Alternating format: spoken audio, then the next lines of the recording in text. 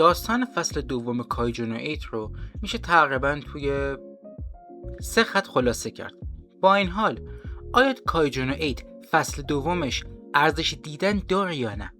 سلام، خیلی خوش اومدین به یه اپیزود دیگه. همونطور که متوجه شدین قرار راجع به کایجو 8 صحبت کنیم. اما قبل از اون اگر ویدیو دوست داشتین لایک کنین یا دیسلایک کنین اگه دوست نداشتین.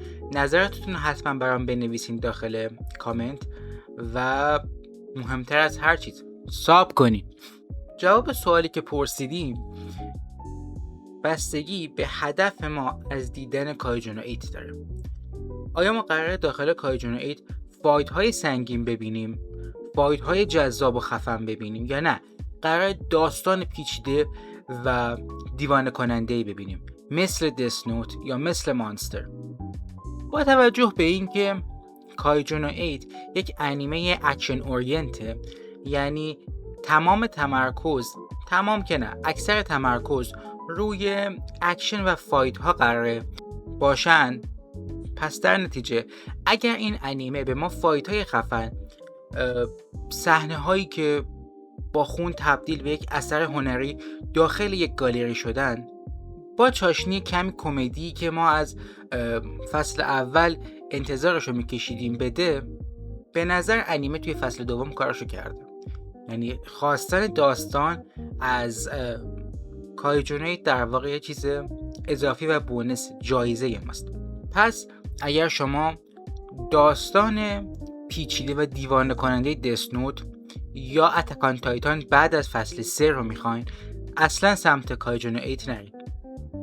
اما اگر علاقه دارین به فایت های جذاب مثل اتک آن تایتان همچنان قبل از فصل 3 که اون رازها برملا میشه، یا ناروتو شیبودان یا جوجوتسو کایسن، این انیمه میتونه شما رو سرگرم و جذب کنه. فصل دوم با تمام چیزایی که راجبش گفتیم، از فایت‌های خفنش، از صحنه‌های زیباش، از کمدی کمی که داره و ممکنه لبخند روی لبای شما بشونه، چند تا مشکل هم داره. قبل از اینکه به مشکلات برسیم، مثل فصل اولش اوپنینگ به شدت جذابی داره، نه مثل فصل اول که اوپنینگ به شدت حماسی و خفن بود، واقعا سرش زحمت کشیده بودن، اینقدر جذاب بود که من اصلا بلند شدم رفتم به یه نفر دیگه تو خونمون اوپنینگ رو نشون دادم، خیلی بی ربط. فصل دوم هم روی اوپنینگش به شدت کار کردن، چه انیمیشن هایی که ما داریم پشت میبینیم و چه آهنگی که به داستان مرتبط. به نظر من کار کردن روی اوپنینگ خیلی تأثیر گذاره، چون کمک میکنه به یاد آوردن ما اسم اون انیمه رو. مثلا یکی از بهترین و جذابترین اوپنینگ هایی که من دیدم به جز کایجو 8 فصل اول از گوگو لوزر رنجر بود که اصلا خیلی بی ربط و اینجور چیزاست، ولی خب من یادم مونده. پس از این که بگذاریم بریم سراغ چیزایی که من دوست نداشتم داخل این انیمه یا دوست داشتم با تغییر ببینیم. اولین چیزی که من دوست داشتم داخل این انیمه تغییر بکنه، توی فصل دوم تغییر بکنه، با توجه به سکانسی که داخل این انیمه دیدیم که کافکا برمیگرده به اون شغل قبلیش برای یه مدت خیلی کوتاه که پاک کردن باقی مانده کایجوها بود. ما اونجا میبینیم که برای افراد یک وسیله جدید آوردن، ولی با این حال نمیتونن اون بدن کایجو رو راحت پاک کنن. اما کافکا خیلی راحت شروع میکنه قسمت قسمت بدن کایجو رو پاک کردن. با این ایده که خودشون استفاده کردن، من دوست داشتم که جلوتر یه همچین سلاحی بدن به کافکا، یعنی سلاحی که از اون وسایل پاک کننده ها قوی تر باشه و فقط کافکا بتونه علیه کایجوها استفاده بکنه. با این کار تبدیل شدن کافکا به کایجو 8 یک اتفاق بزرگ و مهم میشد داخل داستان و انیمه، نه هر چیزی که سر کوچکترین اتفاقی تبدیل بشه به کایجو. این چیزی که من میگم توی داستان‌های شبیه به این هم اتفاق افتاده. مثل اتکان تایتان. اتکان تایتان رو تصور بکنین که ایرن یگر مجبوره به خاطر هر تایتان کوچیکی تبدیل بشه به اون بود تایتانیش. چقدر نقش ایرن تایتان داخل داستان کم رنگتر و کم جذابیت تر می شد تا اینکه جذابیتی که ایرن تایتان الان برای ما داره و اتکان تایتان تبدیل بشه به جام دست نیافتنی انیمه ها. مورد دوم اینه که داستان خیلی افت میکنه یهو.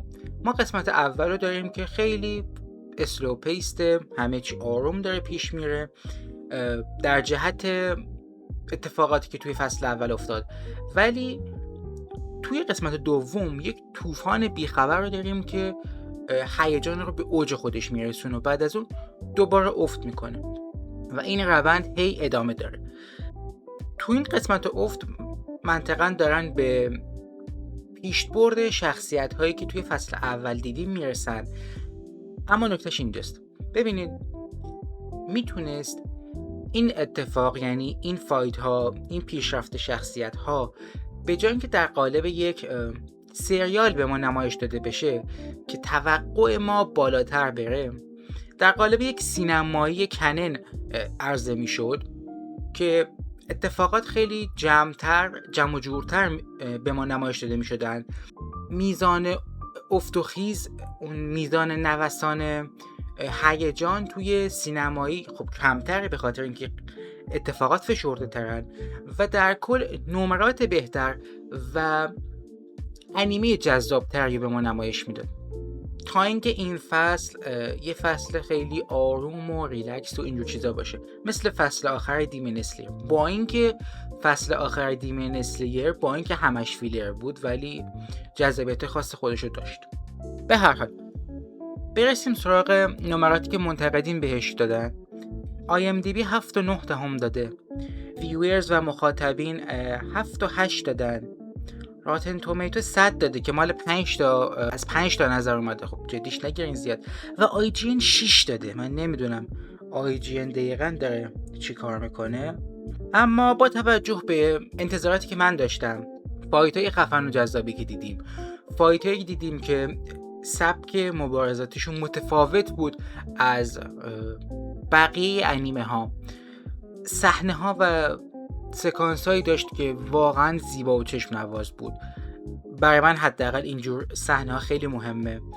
کمدی که داشت بد نبود و با تمام کاستیایی که داشت به نظر من نمره‌ای که میتونه این انیمه بگیره 8 بود.